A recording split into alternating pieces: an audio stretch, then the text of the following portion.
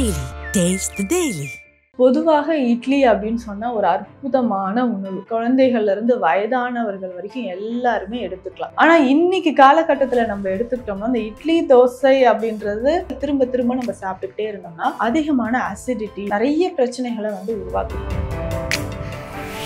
என்னதான் நம்ம weight loss பண்றோம் இல்ல டயட்ல இருக்கிறோம், என்ன ஒர்க் இருக்கு அப்படின்னாலும் 8ல இருந்து ஒரு 8:30 இந்த டைம்குள்ள கண்டிப்பா பிரேக்ஃபாஸ்ட் எடுக்கிறது ரொம்ப ரொம்ப நல்லது. இன்னைக்கு காலை உணவு நம்ம அவாய்ட் பண்றோம்னா நாளடைவில் நம்ம பிரெயின் செல்ஸ் எல்லாமே அஃபெக்ட் ஆக ஆரம்பிச்சு. காலையில ஒரு பவுல் ஃபுல்லா ஃப்ரூட்ஸ், அதுக்கப்புறம் கொஞ்சம் வெஜிடபிள்ஸ், கொஞ்சம் நட்ஸ், ஹனி இது எல்லாமே சேர்த்து காலையில பிரேக்ஃபாஸ்டா எடுத்தோம்னா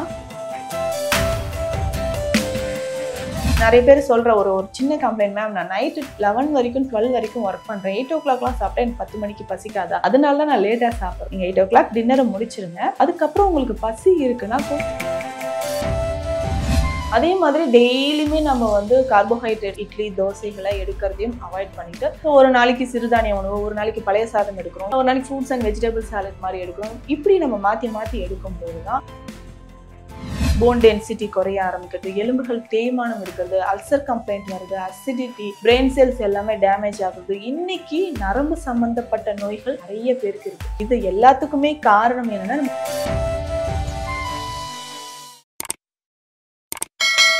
ஹேரோட்ஸ் நேயர்களுக்கு வணக்கம். நான் விக்னேஷ். வணக்கம் மேம். வணக்கம். இந்த காலத்துல காலை உணவு என்னென்ன சாப்பிடலாம், என்ன நம்ம தவறு செய்யறோம், நிறைய பேர் செய்யற தவறே இந்த காலை உணவுல தான். அது என்னன்னா நம்ம எப்படி எடுத்துக்கணும்? காலை உணவை பொறுத்த வரைக்கும் ஸ்கிப் பண்றதுதான் நிறைய பேர் செய்யறது. நம்ம சரின்னு நினைச்சிட்டு இருக்கோம். நைட் நான் லேட்டா தூங்கினேன், லேட்டா தான் சாப்பிட்டேன், அதனால இப்போ காலையில எனக்கு ஃபுட்டு வேணான்ட்டு நிறைய பேர் சொல்லுவாங்க. அதே மாதிரி காலையிலே பார்த்தோம்னா ஃபுல்லா நம்ம காரமா ஸ்பைசியா புளிப்பா நிறைய உணவுகளை டம்ப் பண்றவங்களும் நிறைய பேர் இருக்காங்க. எனக்கு ஆஃபீஸ் போறேன் 7 மணிக்கெல்லாம் நான் பஸ்ஸோ ட்ரெயினோ பிடிக்கணும்ட்டு 6 மணி 7 மணிக்கெல்லாமே நிறைய ஃபுட் எடுக்கிறவங்களும் இருக்காங்க. இல்ல நான் இதுக்கப்புறம் என் காலை உணவே நான் சாப்பிட்டு பல வருஷம் ஆச்சு, நான் மதிய நேரத்துல தான் ஸ்ட்ரெயிட்டா சாப்பிட்றேன்னு சொல்றவங்களும் இருக்காங்க. இப்போ நம்ம கிளினிக் வர நிறைய பேர் என்ன சொல்றாங்கன்னா, காலையில எனக்கு வீட்டு ஒர்க் இருக்கு, ஃபேமிலி ஒர்க்கு, எல்லாம் ஆஃபீஸ் போறவங்க ஸ்கூலுக்கு போறவங்களாம் ரெடி பண்ணிட்டு பூஜை எல்லாம் முடிச்சுட்டு வீட்டு ஒர்க் முடிச்சு நான் சாப்பிடும்போது 11ல இருந்து 12 மணி ஆயிடும். அப்பதான் நான் ஃபுட்டே எடுப்பேன். இது எல்லாமே ரொம்ப ரொம்ப தவறான விஷயம். மார்னிங் பிரேக்ஃபாஸ்ட் பேரே இருக்கு பாருங்க, பிரேக்ஃபாஸ்ட். நைட்டு நம்ம சாப்பிட்ட ஒரு 10 மணி நேரம் 12 மணி நேரம் கழிச்சு நம்ம ஃபுட் எடுக்க போறோம். ஸோ அப்போ அந்த ஃபாஸ்டிங் நம்ம பிரேக் பண்றோம். நிச்சயமா காலை உணவு எடுக்கிறது ரொம்ப ரொம்ப அவசியம். இன்னைக்கு காலை உணவு நம்ம அவாய்ட் பண்றோம்னா நாளடைவில் நம்ம பிரெயின் செல்ஸ் எல்லாமே அஃபெக்ட் ஆக ஆரம்பிச்சிடும். ஏன்னா காலையில எடுக்கிற உணவு தான் ஸ்ட்ரெயிட்டா நமக்கு பிரெயினுக்கு ஒரு ஸ்ட்ரென்த்தை கொடுக்குதுன்னு சொல்லலாம். பிரெயின் செல்ஸ் எல்லாமே ஆக்டிவா இருக்கிறதுக்கு காலை உணவு ரொம்ப ரொம்ப இம்பார்ட்டன்ட். என்னதான் நம்ம வெயிட் லாஸ் பண்றோம் இல்ல டயட்ல இருக்கிறோம், என்ன ஒர்க் இருக்கு அப்படின்னாலும் காலையில் 8 மணிக்குள்ள 8ல இருந்து ஒரு 8:30 இந்த டைம்குள்ள கண்டிப்பா பிரேக்ஃபாஸ்ட் எடுக்கிறது ரொம்ப ரொம்ப நல்லது. கட்டாயமாக எடுத்தே ஆகணும். இல்லைன்னா இன்னும் கொஞ்ச நாள்லயே என்ன ஆகுதுன்னா, இந்த மெனோபாஸ் டைம்ல வரக்கூடிய பெண்களுக்கு பார்த்தோம்னா போன் டென்சிட்டி குறைய ஆரம்பிக்கிறது, எலும்புகள் தேய்மானம் இருக்கிறது, அல்சர் கம்ப்ளைண்ட் வருது, அசிடிட்டி, பிரெயின் செல்ஸ் எல்லாமே டேமேஜ் ஆகுது. இன்னைக்கு நரம்பு சம்பந்தப்பட்ட நோய்கள் நிறைய பேருக்கு இருக்கு. இது எல்லாத்துக்குமே காரணம் என்னன்னா நம்ம காலையில பிரேக்ஃபாஸ்ட்டை ஸ்கிப் பண்றதுதான். இப்போ பிரேக்ஃபாஸ்ட் எப்படி இருக்கணும்னு பார்த்தோம்னா, வாரத்துக்கு 2 அல்லது 3 நாட்கள் நம்ம சமைக்காத உணவை எடுத்துக்கலாம். யாருக்கெல்லாம் இது ரொம்ப நல்ல ஒரு உணவாக இருக்கும், ரொம்ப ஒரு சிறந்த அறிகுறியாக இருக்கும் அப்படின்னு பார்த்தோம்னா, நான் வெயிட் லாஸ் பண்றேன் அப்படின்னு நினைக்கிறாங்க இல்லையா, அவர்களுக்கு. ஸோ காலையில ஒரு பவுல் ஃபுல்லா ஃப்ரூட்ஸ், அதுக்கப்புறம் கொஞ்சம் வெஜிடபிள்ஸ், முளைக்கட்டிய பயிறு வகைகள், கொஞ்சம் நட்ஸ், ஹனி இது எல்லாமே சேர்த்து காலையில பிரேக்ஃபாஸ்டா எடுத்தோம்னா இதுல ஃபைபர் கண்டென்ட் நிறைய இருக்கு, ப்ரோபயோட்டிக்ஸும் நிறைய இருக்கும். ஸோ அப்போ ஈஸியா நமக்கு டைஜஷன் ஆகும். வெயிட் லாஸ் பண்றதுக்கும் இது ரொம்ப ரொம்ப யூஸ்ஃபுல்லா இருக்கும்.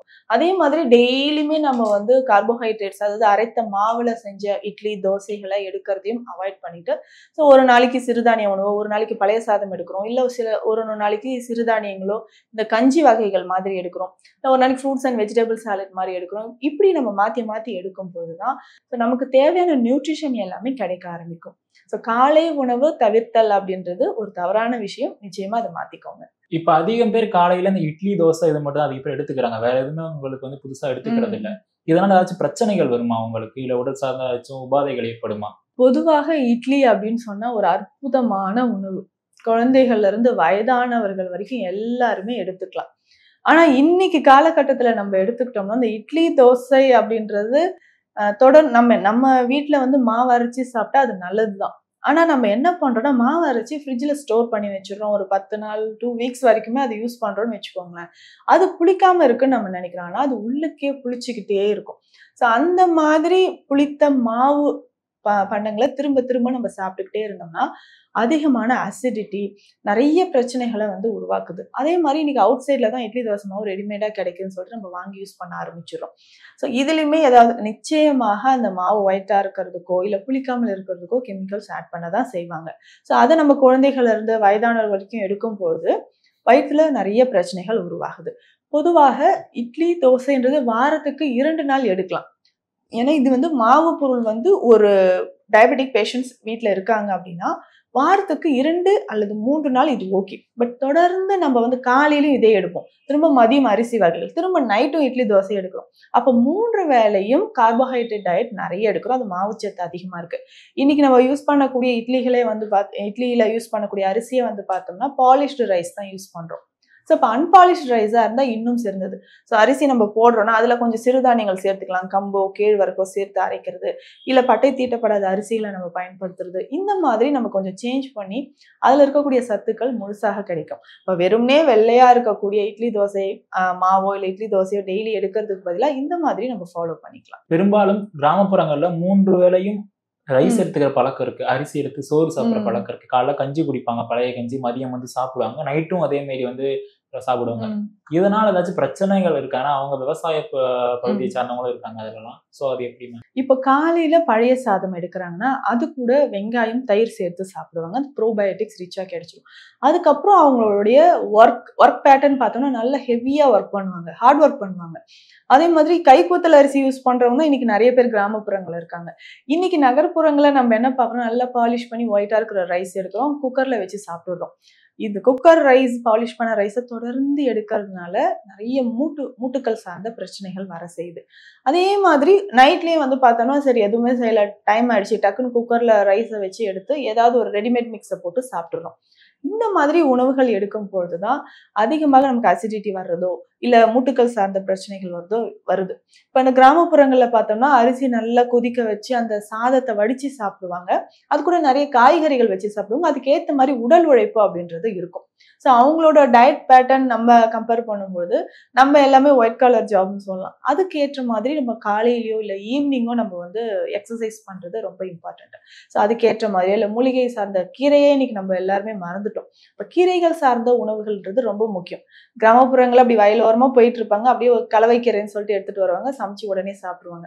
ஸோ அந்த மாதிரி இப்போ நகர்ப்புறங்களையும் நம்ம வந்து கீரைகள் சார்ந்த உணவுகளோ இல்லை நிறைய நவதானியங்கள் சிறுதானியங்கள் சேர்ந்த உணவுகள் நம்ம எடுத்துட்டு வரும்போதுதான் அதற்கான உடல் உழைப்பும் நம்ம கொடுக்கும்போது ஈஸியா டைஜஷன் ஆகும், அதுக்கான ஆற்றலும் நமக்கு கிடைக்க ஆரம்பிக்கும். இரவு உணவுல நம்ம பண்ற தப்பு என்ன? இரவு உணவை பொறுத்த வரைக்கும் லேட்டா சாப்பிடுறது. இரவு உணவுல வந்து நமக்கே தெரியாம என்ன பண்றோம்னா நைட் ஷிஃப்ட் இருக்கா இல்ல ஒர்க் இருக்கா நம்ம வந்து பார்த்துக்கிட்டே இருக்கிறோம். டே ஃபுல்லா நம்ம வந்து காலையில பிரேக்ஃபாஸ்ட் ஸ்கிப் பண்றோம், மதியம் ஏதோ கொஞ்சம் கொஞ்சம் இந்த ஒர்க்கை முடிக்கணும் அந்த ஒர்க்குன்னு சொல்லிட்டு கொஞ்சம் கொஞ்சம் நம்ம ஸ்கிப் பண்ணி மதிய உணவை கொஞ்சமா சாப்பிடுறோம். அப்போ மைண்ட் ஆட்டோமேட்டிக்கா என்ன நடக்கும், நீ காலையில இருந்து நான் சரியாவே சாப்பிடல, அப்ப நைட்டு நல்லா சாப்பிட்றேன், ஸோ இந்த ஃபங்க்ஷனுக்கு போறேன், பார்ட்டி இருக்கு, ஸோ அப்போ லேட் நைட்ல ஒரு 10 மணிக்கு மேல அந்த டைம்ல என்ன பண்றோம், நல்லா ஹெவியா சாப்பிட்றது நம்ம வழக்கத்துல இருக்கு. சாப்பிட்றது அதுக்கப்புறம் நம்ம வந்து கூல்ட்ரிங்க்ஸ் எடுக்கிறது, ஐஸ்கிரீம் சாப்பிட்றது, இந்த மாதிரி ஹெவியா எடுக்கும் பொழுதுதான் மார்னிங்ல நமக்கு நிறைய பிரச்சனை வருது. இன்னைக்கு கான்ஸ்டிபேஷன் வர்றது ஒரு பிரச்சனையா இருக்கு. அதுக்கப்புறம் சரியா பசிக்கலன்னு சொல்லுவாங்க. இப்போ இரவு உணவு அப்படின்றது ஒரு 8 மணிக்குள்ளலாம் முடிச்சுட்டு சாப்பிட்ட உடனே கொஞ்சம் நேரம் நடக்கணும். பிணியணுகா விதியில சித்த மருத்துவத்துல அழகா சொல்லியிருப்பாங்க, உண்ட பின் குறு நடை கொள்வோம் அப்படின்னு. இரவு நேரத்துல உணவு எடுத்தது பிறகு நம்ம இந்த தாம்பூலம் தரிக்கிறது நம்ம வழக்கத்துல இருந்துட்டு இருந்துச்சு, இப்ப அதெல்லாம் மறந்துட்டோம். அப்படின்னா என்னன்னு கேட்கிற அளவுக்கு ஸோ அந்த வெத்தலை பாக்கு சுண்ணாம்பெல்லாம் சரியான விதத்துல வச்சு இரவு நேரத்துல கொஞ்சம் அதை போட்டுட்டு கொஞ்சம் குறு நடை கொஞ்சம் வாக் பண்ணிட்டு வந்து படுத்தோம் அப்படின்னா அது நமக்கு ஹெல்த்துக்கு ரொம்ப நல்லது. நிறைய பேருக்கு ஒரு பிரச்சனை என்னன்னா கண்ட நேரத்துல கண்டதையும் சாப்பிட்றான் பாரு, இதுதான் உண்மையான நிறைய இடத்துல பேச்சு வழக்கா இருக்கு. காலை உணவுல நம்ம என்னென்ன சேர்த்துக்கணும், என்ன சாப்பிடணும், மதிய உணவுல என்ன சாப்பிடணும், இரவு உணவுல நம்ம என்ன சாப்பிடணும்? நீங்க சொல்ற மாதிரி நேரம் தவறி கண்ட நேரத்துல சாப்பிடுறது தவறுதான். ஒரு ஃபுட்டு நம்ம எடுக்கிறோம்னா அது வந்து 3 to 4 hours ஆகும் டைஜஷன் ஆகிறதுக்கு. ஸோ அந்த ஒரு ஃபுட்டு டைஜஷன் ஆகிட்டே இருக்கும்போது திரும்ப நம்ம ஒரு ஃபுட்டு எடுத்தோம்னா அது டைஜஷன் ஆகாமல் சொன்ன மாதிரி வயிறு உப்புசம், புளிச்ச ஏப்பம் இது எல்லாமே வர ஆரம்பிக்கும். ஸோ அதுக்கு ஒரு உணவுக்கு ஏற்ற மாதிரி அது ஃபஸ்ட்டு அனலைஸ் பண்ணணும் நம்ம பாடி. ஸோ இதுக்கு இவ்வளோ என்சைம்ஸ் தேவைப்படுது, இதுக்கு இவ்வளோ பைல்ஸ் தேவைப்படுது, ஸோ இதை இவ்வளோ நம்ம ப்ரொடியூஸ் பண்ணணும் அப்படின்ட்டு அது ஒரு ஒர்க் பண்ணிக்கிட்டே இருக்கும்போது திரும்ப நம்ம ஒரு உணவை உள்ள போட்டோம்னா அது யோசிக்க ஆரம்பிச்சிடும் எப்படிடா இது டைஜஷன் அப்படின்ட்டு. ஸோ இந்த மாதிரி நம்ம நேரம் தவறியோ இல்லை அடிக்கடி கண்ட நேரத்தில் நீங்கள் சொல்ற மாதிரி ஏதாவது ஒன்று கிடைக்குதே அப்படின்றது சாப்பிட்றதையும் அவாய்ட் பண்ணிக்கணும். காலை உணவு அப்படின்னு சொல்லும்போது அதிகமாக கால்சியம், புரோட்டீன் இருக்கிற மாதிரி நம்ம பார்த்துக்கணும். ஏன்னா இது ரெண்டும் தான் ஒரு நாள் ஃபுல்லாக நமக்கு வந்து எனர்ஜியை கொடுக்கறதுக்கு ரொம்ப இம்பார்ட்டன்ட் அப்படின்னு சொல்லலாம். அதனால காலையிலே நம்ம வந்து எக்ஸசைஸ் பண்ணுறோமா, முளை கட்டின பயிறு வகைகள்லாம் சாப்பிட்டுக்கோங்க, சிறுதானியங்களை செஞ்ச மால்ட் எடுத்துக்கோங்க அப்படின்னு சொல்கிறோம். மதிய உணவு அப்படின்னு சொல்கிறது அந்த கார்போஹைட்ரேட்ஸ் கொஞ்சம் அதிகமாக இருக்கிறது நல்லது. ஸோ அப்போ தான் ரைஸ் வந்து நம்ம கொஞ்சம் அதிகமாக எடுத்துகிட்டு அதுக்கு ஏற்ற மாதிரி வெஜிடபிள்ஸும் எடுத்துக்கலாம். ஒரு 2 காய் வந்து 2 பவுல் நிறையா எடுத்து மதிய நேரத்தில் சாப்பிட்லாம். சிலர் வந்து மதிய நேரத்தில் ஃபுல்லாக சாப்பிட்டுட்டு தூங்க ஆரம்பிச்சிருவாங்க. ஸோ அந்த மாதிரி டே டைமில் தூங்குறதையும் அவாய்ட் பண்ணிக்கலாம். சாப்பிட்ட உடனே தூங்குறதை அவாய்ட் பண்ணிக்கலாம். இல்லை சாப்பிட்டு ஒரு 1 hour 2 hours கழிச்சு, இப்போ வயதானவர்கள் ஏதாவது ஹெல்த் இஷ்யூஸ் இருக்குன்னா நிச்சயமாக மதிய நேரத்தில் ஒரு சின்ன தூக்கம் போடலாமே தவிர மற்றவங்க எல்லாமே நல்லா ஃபுல்லாக சாப்பிட்டுட்டு தூங்கணும் அப்படின்றது அவசியம் கிடையாது. அதுக்கப்புறம் இரவு உணவும் இதே மாதிரி தான். நான் சொன்ன மாதிரி சீக்கிரமாக சாப்பிட்டுட்டு ஒரு 8 மணிக்குள்ளே ஃபுட்டை முடிக்கிறோம். அது நிறைய பேர் சொல்கிற ஒரு சின்ன கம்ப்ளைண்ட், மேம் நான் நைட்டு 11 வரைக்கும் 12 வரைக்கும் ஒர்க் பண்ணுறேன், 8 o'clock சாப்பிட்டா எனக்கு 10 மணிக்கு பசிக்காதா, அதனால தான் நான் லேட்டாக சாப்பிட்றேன்னு சொல்லுவாங்க.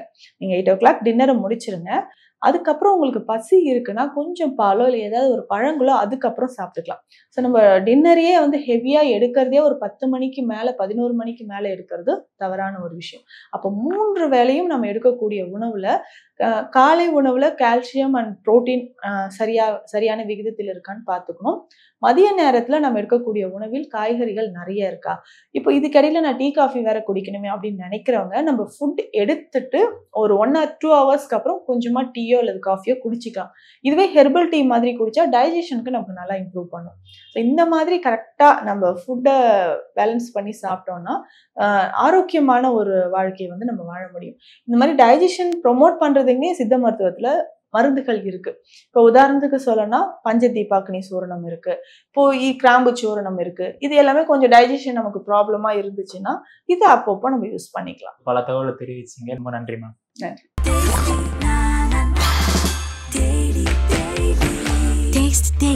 Taste the Daily.